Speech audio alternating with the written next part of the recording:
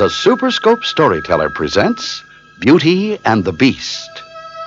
Once upon a time, there was a young girl who was so beautiful that everybody called her Beauty.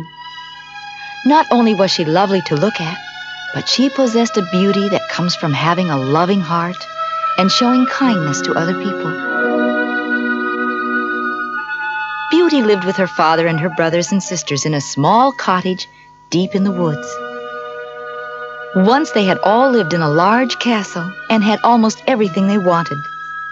But as fate would have it, Beauty's father lost everything he ever owned, and so they were forced to move into this small cottage in the woods. Here they worked hard to make a living, cutting wood and growing vegetables to sell in the nearby towns. One day, word came that someone had left a great amount of money to the father. Beauty and her brothers and sisters were very happy, for now they could live in a castle and never have to work hard again. Before the father left to claim his fortune, he asked each of the children what he might bring them from the city. Jewels for me, Father. I need a new shirt and coat. I want some pearls and silk dresses. Each child asked for something great, all except for Beauty. The father was curious and asked her to explain. You are silent, Beauty. Is there nothing you desire? Only that you return safely, Father. There must be something you want.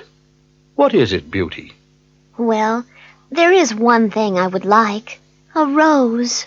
Then you shall have a rose, one that is almost as beautiful as you are, Beauty. So the father set out and soon reached the city. He was sad to learn that there was very little money awaiting him, not even enough to buy the children's gifts. Heartbroken, he departed for home. Many miles from his house, he was overtaken by a raging storm.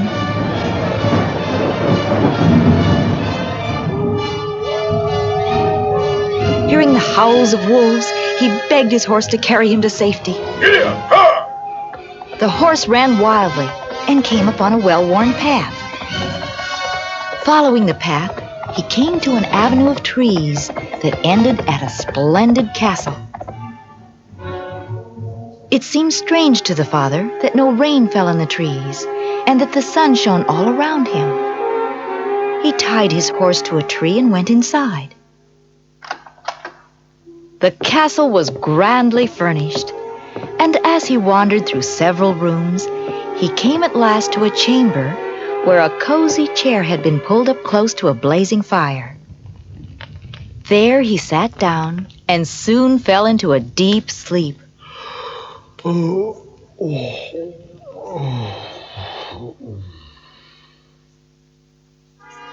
When he awakened, a dinner was arranged before him. He ate heartily, and then, refreshed from his sleep and meal, began to search for his host. To his amazement, no one appeared. No servants or master could be found. Whoever you are and wherever you are, my humble thanks to you. The father went to get his horse, but found that he had broken loose and wandered into a garden. There he saw the most beautiful rose bushes he had ever seen. That reminded him of his promise to Beauty, and so he picked one to take to her. Suddenly, behind him, he heard a most frightening roar. He turned and saw a terrible beast who was very angry. Who told you to gather my roses?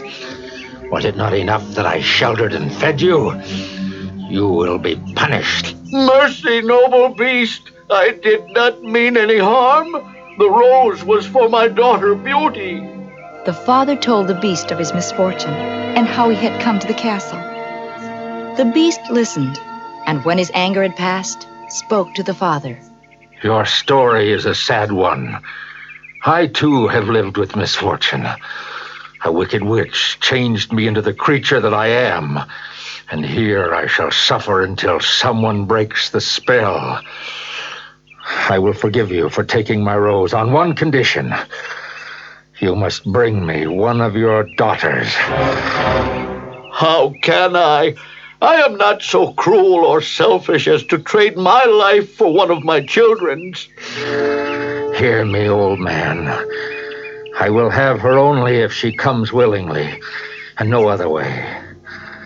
If after 1 month passes, you cannot bring me a daughter, then you must return and remain my servant here forever. Take a rose for your beauty, and go. The father mounted his horse, and in an instant had lost sight of the castle. He was still wrapped in sad thoughts when he arrived in front of his house. Father, you are home at last. Yes, Beauty. Here is the rose I promised you. You cannot know what it has cost. The father told his children of the adventure and his promise to return. The children begged him to stay. One of the brothers became very angry. It's all your fault, Beauty. Yes, you are right. I have indeed caused our sorrow. It is only proper that I should go and keep the promise Father made to the beast. When it came time to return, Beauty and her father set off for the castle. After a journey of several days, they arrived at the gates. Don't be sad, Father. At least it is a beautiful castle. Beauty's father looked at his daughter with very sad eyes. I wish there was beauty inside the castle walls as well. Come, Beauty. You shall meet the beast. Again, as before, dinner awaited them. When they had finished, Beauty heard the sound of footsteps. She trembled when she saw the beast. Good evening, old man. Good evening, Beauty. Although her father was too frightened to speak, Beauty bowed to the beast and greeted him. Good evening, noble beast. Have you willingly come, Beauty? And are you content to stay after your father departs? I am, beast. Good. I am pleased with you. And because you have come of your own choice, you may stay. As for you, old man, at sunrise you will depart.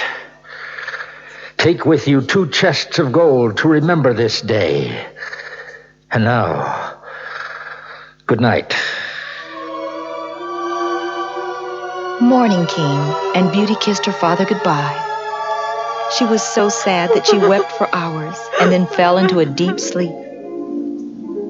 She dreamed she was walking by a brook lined with trees and that a handsome young prince spoke to her. Do not despair, Beauty. You will be rewarded for your goodness.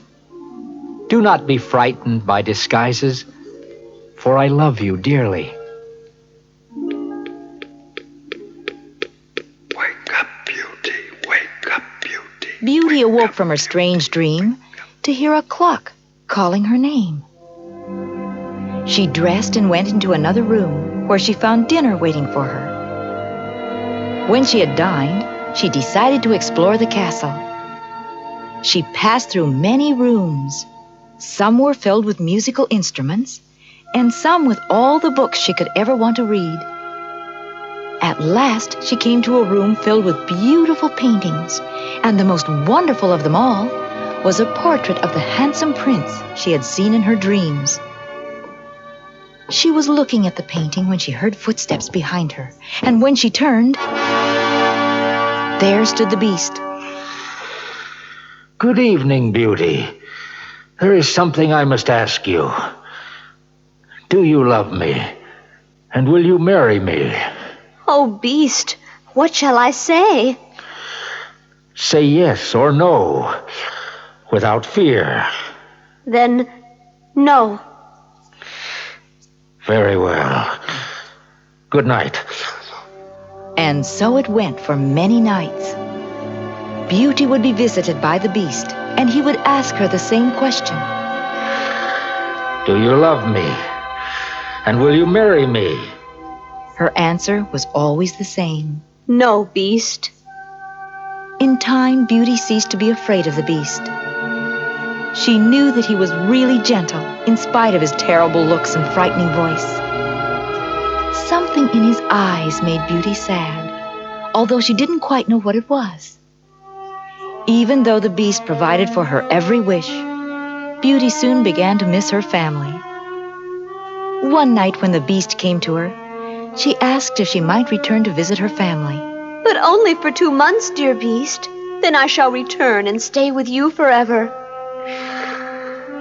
Beauty, I cannot refuse you anything you ask, even though it may cost me my life. Go, but remember your promise to return. If you are even 1 day late, you will find your faithful beast dead.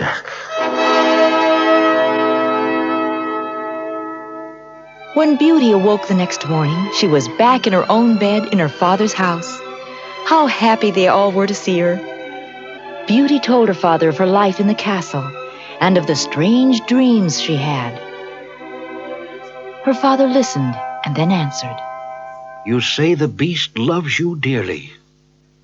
I think the prince of your dreams would have you marry this beast, in spite of his ugliness. When Beauty thought about her handsome prince, she didn't like the idea of marrying the beast. But she had 2 months to decide, so she spent the time visiting her family. Before long, she began to miss the beast and the life at the castle. That night, she dreamed she had found the beast lying in a cave, nearly dead. It upset her so that the next morning she decided to return. She bid her family goodbye and wished hard to be back at the castle. She closed her eyes and thought of the beast, and suddenly she was back in front of the castle. She wandered through the castle looking for the beast, but he was nowhere to be found. She decided to search the garden. There she found a cave. She rushed inside, and there was the beast, just as she had dreamed. Oh, he is dead. It is my fault. Dear beast, do not die. I am not dead, Beauty. But had you waited another day, I would have died of a broken heart. I never knew how much I loved you until just now, when I feared it was too late to save you. Do you love me, Beauty? And will you marry me, ugly creature that I am? Oh, yes, dear beast. I do love you, and I will marry you. As she spoke, a flash of light filled the cave. Much to her surprise, the beast was no longer there. In his place was the handsome prince of her dreams. Oh, you are a beauty. Your love has released me from a wicked witch's spell. I am your prince, and I love you, Beauty. We will be married at once, and I will send for your family so they may join us in celebration. Beauty had learned the power of love. She and the prince lived happily ever after, and taught their children to look for the beauty in even the ugliest of creatures.